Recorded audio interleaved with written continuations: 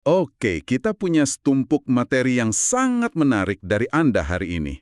Khususnya yang berfokus pada, sebutannya? Bab 8, Kota dan Penguasanya. Jadi misi kita kali ini adalah untuk mengupas tuntas hubungan yang rumit antara kota-kota besar dalam sejarah Arab dengan para penguasa yang membentuknya. Tepat sekali. Kita sering berpikir kota itu yang tumbuh begitu saja kan, organik. Tapi dari sumber-sumber ini kelihatan jelas kalau kota itu bukan sekedar tempat tinggal. Bagi para penguasa ini, kota adalah sebuah panggung kekuasaan. Sebuah panggung ya. Jadi setiap jalan, setiap bangunan dirancang dengan sengaja. Iya, mereka tidak sekedar memerintah kota, mereka secara aktif menciptakannya sebagai cerminan visi dan kekuatan mereka. Nah, satu hal yang langsung, bikin saya kaget dari catatan Anda ini. Saya kira penguasa itu ya tinggal menaklukkan kota, terus menempati istana yang sudah ada, selesai. Tapi ternyata mereka malah sering melakukan hal sebaliknya. Bangun kota baru dari nol, kenapa repot-repot begitu? Itu pertanyaan yang sangat bagus. Dan jawabannya ada di inti strategi kekuasaan mereka. Membangun kota baru dari nol itu sebuah pernyataan. Pernyataan politik dan simbolis yang luar biasa kuat. Bukan sekedar proyek konstruksi ya? Jauh lebih dari itu. Ini adalah penciptaan pusat gravitasi baru yang sepenuhnya milik mereka. Ambil contoh paling terkenal dari materi Anda, dinasti Abbasiyah. Waktu mereka berkuasa, mereka tidak tinggal di Damaskus. Mereka membangun Baghdad. Dan desain Baghdad ini kan benar-benar unik ya. Di catatan Anda digambarkan sebagai kota bundar. Itu pasti bukan sekedar pilihan estetika kan, ada maknanya. Tentu saja. Bayangkan sebuah lingkaran sempurna. Di titik pusatnya, benar-benar di tengah, berdiri istana khalifah, masjid agung, dan barak pasukan elit. Juga kantor-kantor pemerintahan terpenting. Oke, jadi semua elemen kekuasaan ada di pusat. Betul. Lalu, seperti gelombang yang menyebar, di lingkaran luarnya baru ada pasar dan pemukiman penduduk. Tata letak ini secara fisik memproyeksikan sebuah ideologi. Ideologi bahwa khalifah adalah pusat alam semesta gitu. Bisa dibilang begitu. Pusat dari segala kekuasaan, dan ada jarak yang jelas antara sang penguasa dan rakyatnya. Wow, jadi tata kotanya itu sendiri sudah seperti diagram kekuasaan ya? Sangat gamblang. Apa ini pola yang umum terjadi? Sangat umum. Kita lihat pola yang sama di tempat lain. Dinasti Fatimiyah di Mesir misalnya. Mereka tidak mengambil alih kota tua Fustat begitu saja. Mereka membangun kota kekaisaran baru di sebelahnya, yang kita kenal sekarang sebagai Kairo. Kairo Al-Qahirah. Sang penakluk. Namanya saja sudah pernyataan ya. Persis. Di Spanyol, dinasti Umayyah juga membangun Cordoba sebagai ibu kota baru yang megah. Jadi ini bukan kebetulan, ini adalah sebuah strategi. Oke, jadi ini soal simbolisme, soal memulai sesuatu yang baru. Tapi, apakah ada alasan yang lebih pragmatis, lebih politis mungkin? Pasti. Sumber-sumber Anda menyoroti ini dengan jelas. Dengan membangun kota baru, para penguasa ini bisa melepaskan diri dari populasi yang sudah ada.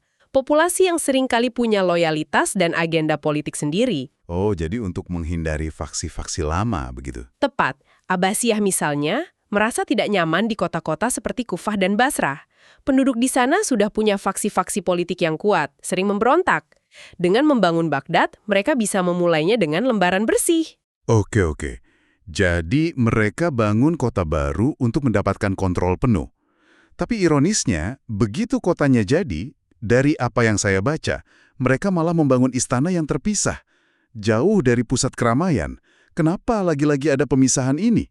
Setelah susah payah membangun kota, kenapa malah mengasingkan diri? Nah, ini adalah paradoks yang sangat menarik. Pemisahan fisik ini punya dua tujuan utama yang saling terkait. Kemegahan dan keamanan strategis. Oke, kita bahas satu-satu. Kemegahan dulu. Soal kemegahan, dengan menempatkan istana di lokasi yang terpisah, seringkali lebih tinggi, penguasa memproyeksikan kekuasaan yang transenden. Contohnya Benteng Salahuddin di Bukit Mukatom yang perkasa mengawasi Kairo dari atas. Iya. Seperti dewa di Olympus yang memandang manusia di bawahnya. Persis. Contoh lain adalah Istana Madinat Az-Zahra yang dibangun di luar Cordoba. Ini adalah unjuk kemegahan. Tapi ada alasan kedua yang mungkin lebih penting. Isolasi strategis. Isolasi strategis? Maksudnya isolasi dari rakyatnya sendiri? Tepat. Dan yang lebih krusial lagi, isolasi tentaranya dari rakyat.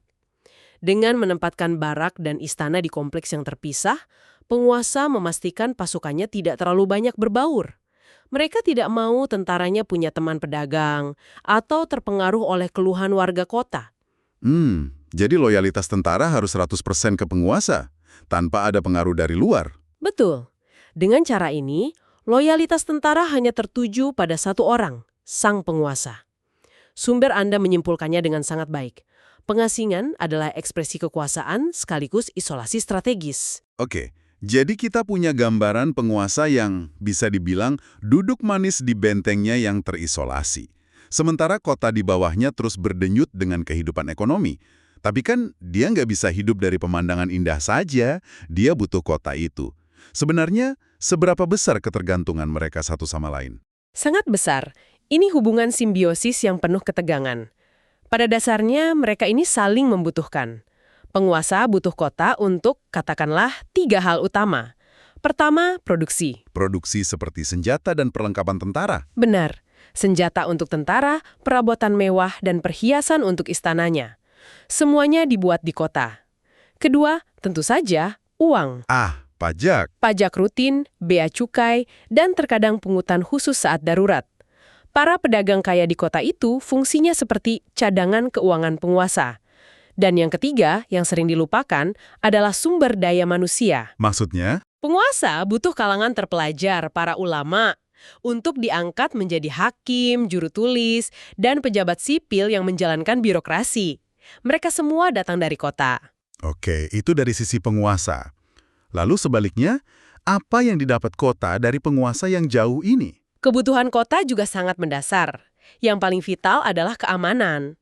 Penguasa harus menjamin pasokan makanan dari pedesaan tidak terganggu.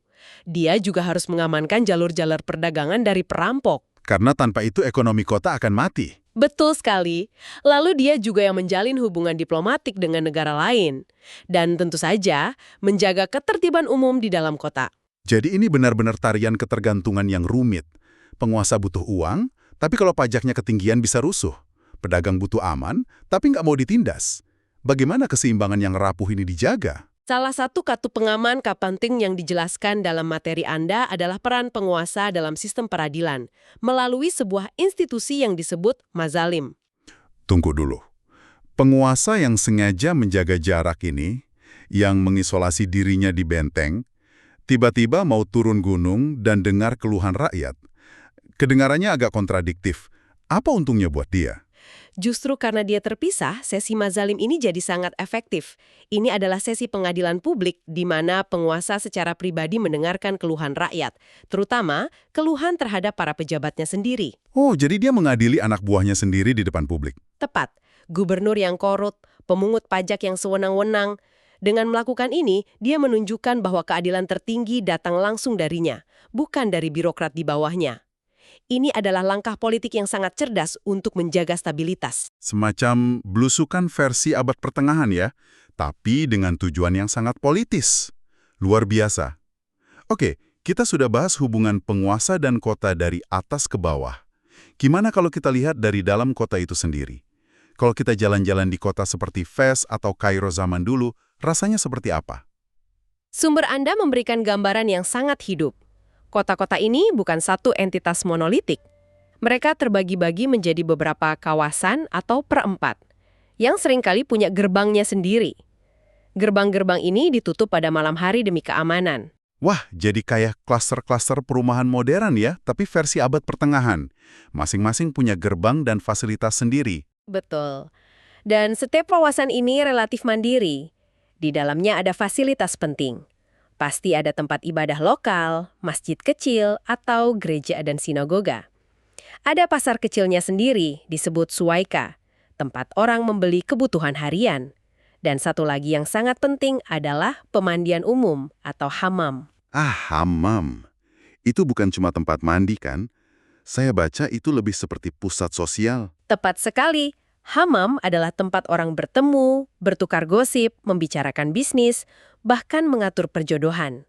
Ruang publik yang krusial. Oke, Jadi kehidupan sehari-hariah di dalam kawasan itu saja. Sebagian besar begitu. Mereka mungkin hanya pergi ke pusat kota untuk urusan yang lebih besar.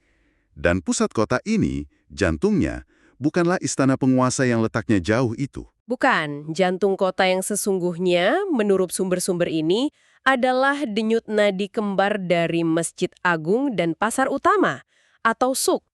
Disinilah kehidupan religius, intelektual, dan ekonomi seluruh kota bertemu. Deskripsi tentang kota Fes dalam materi Anda itu sangat memukau. Bisa Anda gambarkan sedikit? Tentu, di jantung Fes berdiri Masjid Agung Karawiin, yang bukan hanya tempat ibadah, tapi juga salah satu universitas tertua di dunia. Di sekeliling masjid ini terhampar jaringan suk yang rumit. Bayangkan lorong-lorong sempit yang ramai, satu lorong khusus penjual rempah-rempah. Saya bisa bayangkan aromanya. Belok di tikungan, Anda masuk ke lorong para perajin emas. Di lorong lain, tumpukan kain sutra. Dan tentu saja, ada area khusus untuk para perajin kulit yang terkenal dari Fes.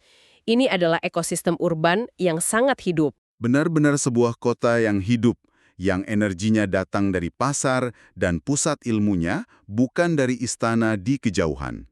Jadi kalau kita rangkum semua ini dari materi Anda, gambaran yang muncul adalah para penguasa ini adalah arsitek utama kota mereka. Mereka menggunakan desain untuk menegaskan kekuasaan, tapi di saat yang sama, mereka juga sangat bergantung pada kota itu. Intinya adalah sebuah ketegangan yang kreatif. Selalu ada. Penguasa butuh kekayaan dan keahlian kota, tapi dia juga waspada terhadap kekuatan kolektif warganya. Hal ini melahirkan sebuah seni keseimbangan yang rapuh antara kontrol, keadilan, dan pemisahan. Keseimbangan inilah yang membentuk wajah kota-kota besar ini selama berabad-abad. Ini meninggalkan satu pemikiran terakhir untuk Anda renungkan. Sumber-sumber ini menunjukkan bagaimana para penguasa ratusan tahun yang lalu secara sadar merancang tata letak fisik sebuah kota untuk mengelola dinamika kekuasaan. Ini membuat kita bertanya, bagaimana dengan kota modern kita sekarang? Bagaimana tata letak kota kita saat ini dengan distrik pemerintahan yang terpisah, pusat keuangan yang menjulang, dan kawasan pemukiman yang tersegmentasi masih secara diam-diam mencerminkan dan bahkan membentuk aliran kekuasaan di zaman kita?